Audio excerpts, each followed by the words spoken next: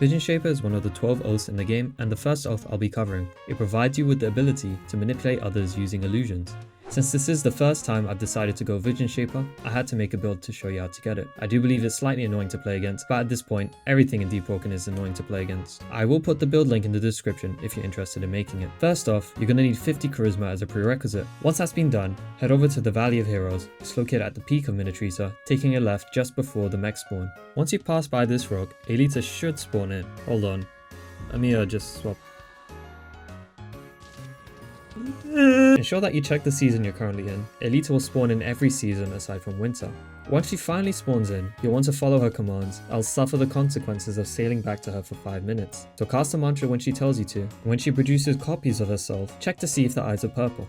If they aren't, then it's a clone. Vice versa. Once finished, she'll drop a chest and entice you to come back during winter, which is obviously a trap. But now comes the more challenging part. You're gonna need to get yourself 1 dark feather to unlock the oath and 5 void feathers to progress the oath to max. There's no easy method to do this. You could go hunting around the depths, asking people for dark feathers like a homeless person. That's obviously the tedious way of doing it. The harder but guaranteed way of securing some void feathers is doing the Diluvian mechanism. Go down with your PvE slot and all you need to do is clear waves 11 through 14. You'll fight 3 corrupt owls in total, which is plenty. Stop the mechanism and repeat for the rest of the feathers. Doing it twice will guarantee you more than enough feathers to max out Vision Shaper. From there, you gotta turn the void feathers back into dark feathers, put them in a bank, go on your Vision Shaper slot, turn the dark feathers back into void feathers using Umbral Obsidian.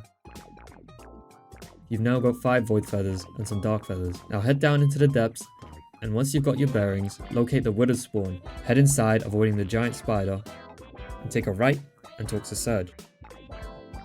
If you've done everything correctly, you'll be teleported to a conscious intersection.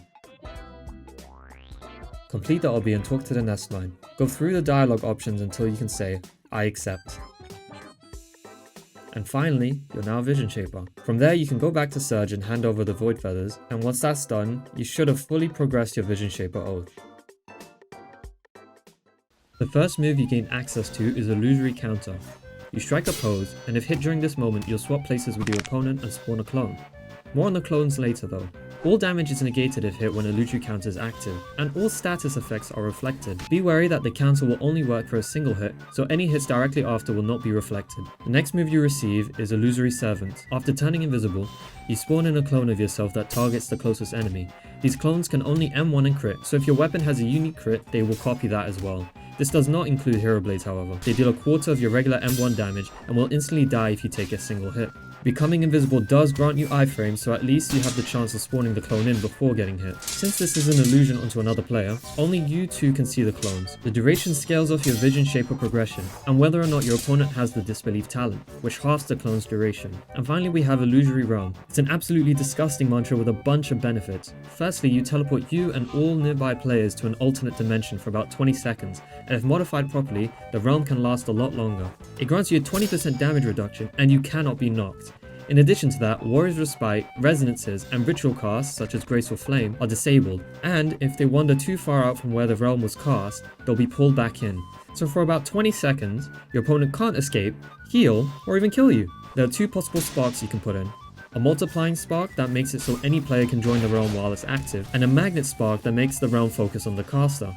So if they stray too far from you, they get pulled towards you instead. There is a massive cooldown of 2 minutes and 40 seconds. Though, with the amount of benefits you'll receive while it's active, it's very justified. This oath is extremely to use, requiring very little brain power to operate. I hope you found this guide useful. Please subscribe and leave a like before you go. It helps push my content out there. And I hope you have a nice evening, and goodbye for now.